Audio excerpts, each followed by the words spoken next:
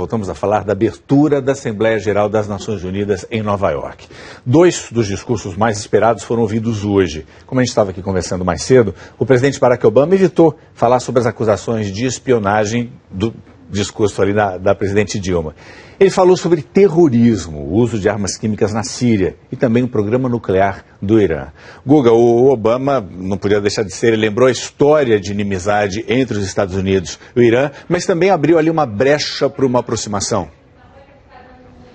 Abriu uma brecha para aproximação, Grilo. Nos últimos dias, nas últimas semanas, realmente o tom entre os Estados Unidos e o Irã mudou bastante. A gente lembra, no ano passado, por exemplo, quando veio o Ahmadinejad, dos dois lados o tom era bem agressivo. Dessa vez, o Obama manteve um tom de diálogo em direção ao Irã, dizendo que está disposto, que vai colocar o John Kerry para negociar com o Zarif, que é o chanceler iraniano, disse que está disposto a chegar a um acordo.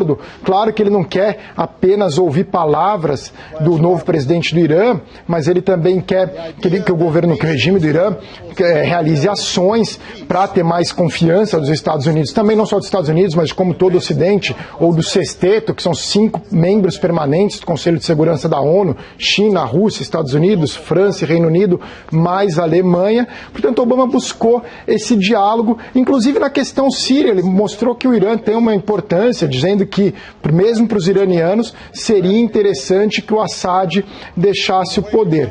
Quer dizer, nesse momento, o governo americano realmente está focado em uma negociação com o Irã dentro do contexto do sexteto, que vai ser nessa quinta-feira aqui em Nova York. No restante do discurso, Obama também voltou a falar da Síria, nada muito diferente do que ele vem falando nos últimos dias, dizendo que é necessária uma resolução na ONU, uma resolução que não descarte a possibilidade de uma intervenção militar no futuro. Na questão árabe-Israel, dava para recortar e colar o que ele falou no ano passado, no ano retrasado, não teve praticamente nenhuma diferença. Em relação à Primavera Árabe, ficou numa situação um pouco mais complicada, especialmente pela questão do Egito. No ano passado era o Mohamed Morsi o presidente, agora o comandante do Egito é o general Sisi.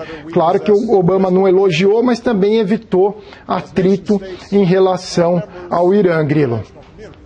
Agora, por falar em copiar e colar, achei interessante essa colocação sua. O Obama sempre tem aquela discurso também de que nós somos a maior democracia, etc, etc. Isso a gente sempre ouve nos discursos dele para os americanos. Agora, como funciona isso na ONU? Olha, Grilo, antes faltou falar rapidamente do Rouhani. O Rouhani também discursou hoje.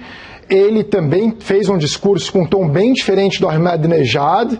Ele criticou os Estados Unidos em algumas questões, como, por exemplo, dos drones, das ações com os drones. Também criticou Israel, mas ele não falou que... Não é como o Ahmadinejad, que dava a entender que Israel não tinha o direito de existir, mas condenou o que ele disse, que é a opressão aos palestinos.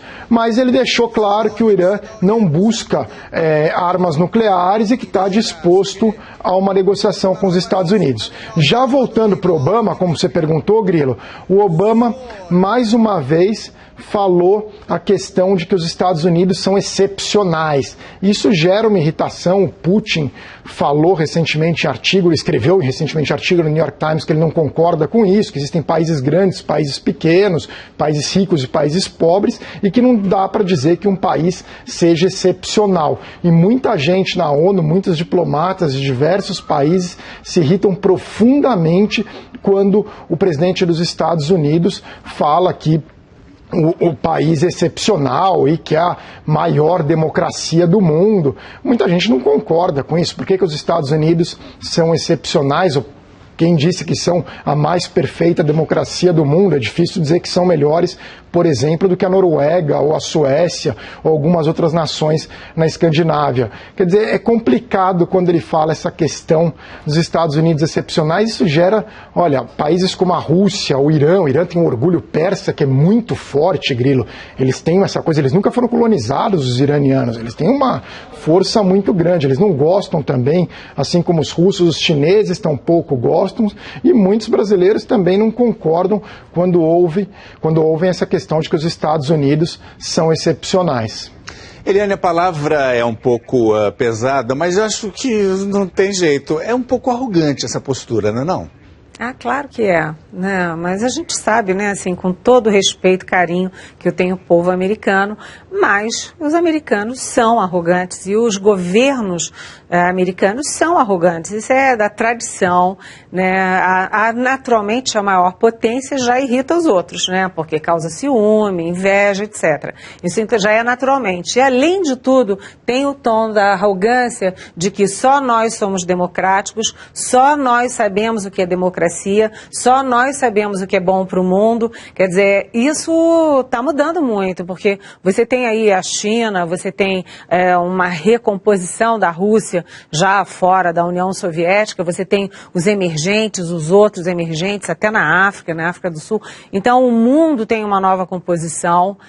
A política externa do ex-presidente Lula foi muito feliz nisso de perceber e estimular uma nova composição política que acompanhe a nova disposição econômica, né? Então, esse discurso ufanista, esse discurso excessivamente nacionalista e arrogante dos Estados Unidos incomoda cidadãos e governos pelo mundo afora.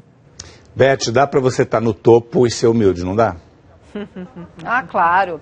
Você vê, por exemplo, o campeonato de bolinha de gude, onde só times americanos participam. Eles chamam Campeonato Mundial de Bolinha de Gude. Não é campeonato americano de bolinha de gude? Não, mas é um mundial. Então, esse tipo de expressão, como você falou, de estar no topo, precisa dizer que você está no topo se você já está, né? Pelo contrário, eu acho que você ilustra Exatamente. muito mais que você está lá quando você não fica lembrando que está. Enfim, estilos. Guga, está querendo dizer alguma coisa ou não?